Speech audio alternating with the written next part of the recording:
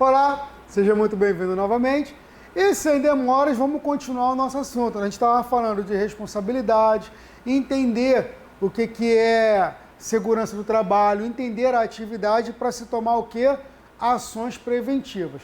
Então vamos lá, vamos continuar o nosso assunto aqui. Vem para a nossa apostila. Aluno, olha só, se acontecer de mesmo assim o trabalhador teve treinamento, estava usando o EPI, e mesmo assim aconteceu o acidente, tem acidente que a gente não pode meter a mão na vítima, certo? Para isso que a ligação para o socorro especializado também é considerado primeiro socorros. Então, por exemplo, dependendo da condição, você pode ligar para a SAMU através do número 92 ou para os bombeiros através do número 193. E aqui vem falando, ó, por exemplo, ó, incêndio, bombeiro, choque elétrico, quedas, alturas, SAMU, queimaduras graves, queda acidental, enfim. Então, para todo tipo de condição que fugir da situação de controle, opa, aconteceu um acidente, não pode mexer na vítima.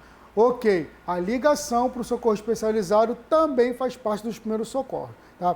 Vem em mim aqui, cara aluno.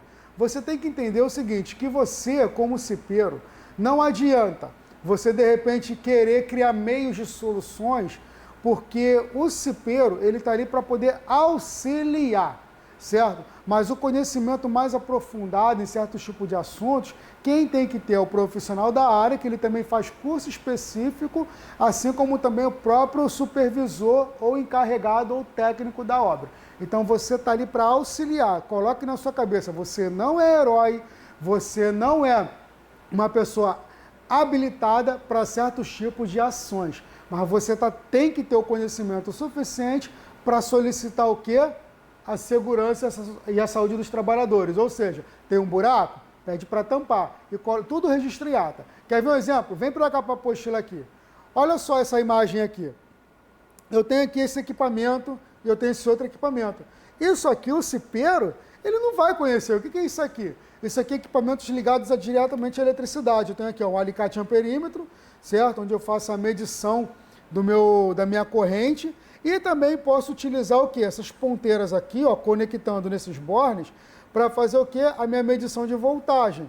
Claro que isso aqui é um assunto mais aprofundado na NR10, mas os eletricistas, eles têm essa noção.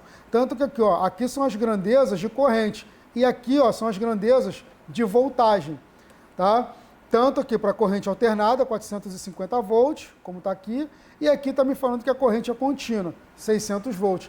E isso aqui, pessoal, ó, é uma caneta de indução, ou seja, se eu quiser saber se está passando energia ou não, é com esse equipamento aqui que eu só aproximo e ele captura o campo eletromagnético. Mas, de novo, isso é mais assunto voltado à NR10. O trabalhador que trabalha com eletricidade, se a linha estiver viva, fica uma dica, ele tem que usar duas luvas, é a de borracha e a de cobertura, sendo que essas luvas têm que ser compatíveis com o tipo de tensão. A de cobertura, ela só vai servir mesmo para proteger a luva de borracha. E é a luva de borracha que tem que ser compatível com a tensão que esse trabalhador está lá trabalhando, certo?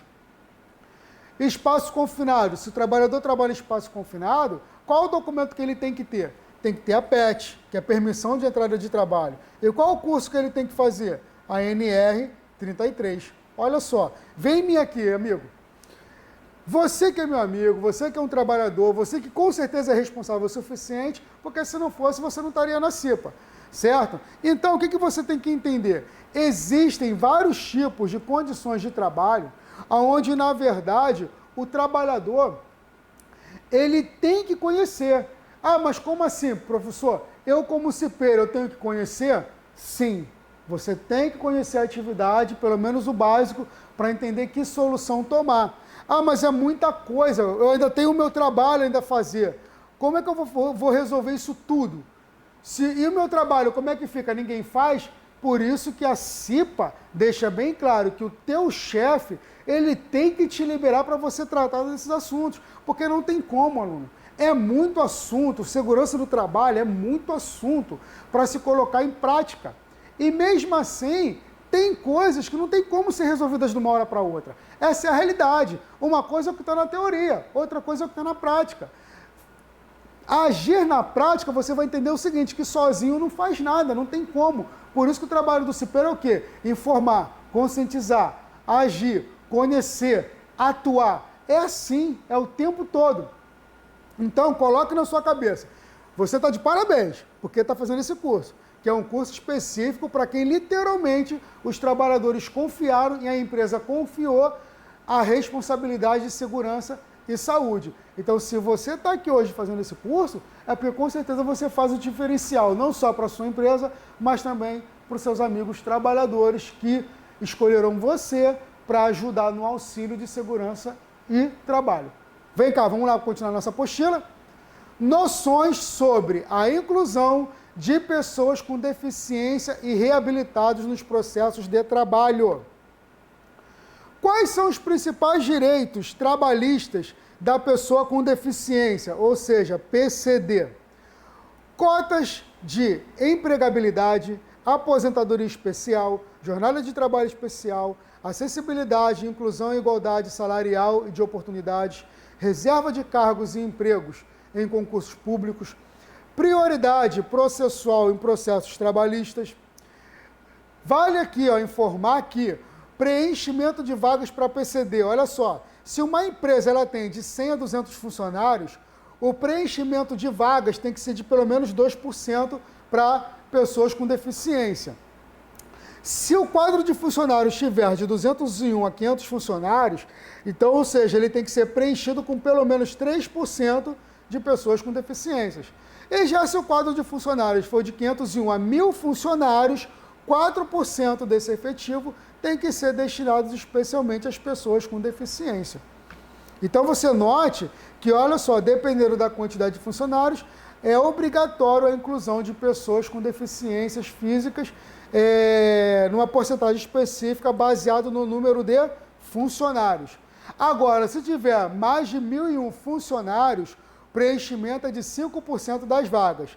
Caso a empresa não cumpra essas regras, deve pagar uma multa que varia a cada ano. Em 2023, esse valor pode variar de R$ 3.106 a R$ 310.004,70, conforme o que? O grau do risco, o grau, no caso, do descumprimento. Então, vê que a multa é violenta. Isso aí, pessoal, olha só, era um conceito criado lá no Japão, que é o 5S, que é um programa de gestão para melhorar os diversos pontos da empresa relacionados aqui: a organização, limpeza, saúde e higiene, autodisciplina e o senso de utilização. Então, ou seja, os 5S são palavras japonesas, que é o Seiton, Seizou, Seiketsu, Shitsuki e o Seiri. Então, cada um deles é sempre citado na norma regulamentadora 5, porque foram medidas criadas lá no Japão que deu muito certo e os outros países resolveram imitar. Se deu certo, a gente tem mais aqui imitar mesmo, porque está dando certo. CAT, olha só, esses dois bonequinhos aqui, ó, carregando, transportando, a princípio parece um rapaz acidentado, uma pessoa acidentada. O que significa CAT? O comunicado de acidente de trabalho, ou seja, a CAT, ela deve ser emitida quando o trabalhador sofrer um acidente de trabalho. Então, ou seja, é um documento. Acidente de trajeto ou ainda uma doença ocupacional. O responsável pela comunicação é o empregador e deve fazê-la assim que tomar conhecimento do ocorrido e no primeiro dia subsequente ou em situação de óbito de forma imediata. Vem em mim aqui, cara aluno. Ou seja, a CAT, aconteceu um acidente, tem que pedir a CAT. Mas o que você, cipeiro, tem que entender? Quem tem que abrir a CAT, o que falou aqui, é a empresa. Então, ou seja, não é você, cipeiro, somente. Você pode fazer uma abertura de CAT? Pode, mas você sabe. Tem toda essa condição. Muitas das vezes não é nem o técnico de segurança quem abre a CAT, às vezes é o RH. Mas, enfim, essa questão de logística cabe à empresa. O que a norma deixa bem claro, o que o Ministério do Trabalho deixa bem claro, é o seguinte, que a CAT é responsabilidade da empresa. Então, por exemplo, aconteceu um acidente, até o dia corrido, beleza, 24 horas, mas se houve morte, se teve óbito, aí tem que ser na hora, certo? Então vamos lá, não vamos seguir aqui na nossa apostila ainda. Esse aqui, basicamente, é o símbolo, tá, da CIPA. Então, geralmente, quem é da CIPA costuma ter um brochezinho, ou costuma ter um capacetezinho que tem esse selo, tá? Esse desenho, essa imagem, para qualquer grupo de trabalhadores bater o olho em você e entender que, opa, aquele rapaz ali é da CIPA. Então, eu não preciso chamar um técnico de segurança para resolver certos problemas. Eu posso chamar o cipeiro. Vem em mim aqui, cara aluno, a gente já está terminando esse módulo. Então, olha só, percebeu a importância de você conhecer as atividades, entender de responsabilidade? Olha que eu ainda nem falei das suas atribuições em si, mas aqui, de cara, os trabalhadores podem ir até você na ausência de um técnico de segurança ou de um supervisor encarregado para justamente algum tipo de solução ser criada em prol de um risco que está existente ali no local. Então, quando você for no teu local de trabalho ou for fazer uma visita ou conhecimento, a melhor coisa que você tem que fazer é o seguinte, é se informar com o grupo de trabalhadores o que pode ser melhorado, o que está acontecendo, enfim, se eles têm alguma informação ou algo para poder melhorar. Então, a melhor forma de você começar a garantir a segurança dos outros trabalhadores é se comunicando com eles. Então, quem é da CIPA tem que ser comunicativo, porque se não fosse o trabalhador e não tiver uma oportunidade, ou você for uma pessoa muito fechada que não dá abertura, não adianta, que a gente não vai ter sucesso no ambiente de trabalho. Então, o trabalhador ele tem que enxergar você também como um prevencionista, ok? Então, meu amigo futuro cipeiro, continue estudando, estudar nunca é demais, e até a nossa próxima videoaula. Valeu!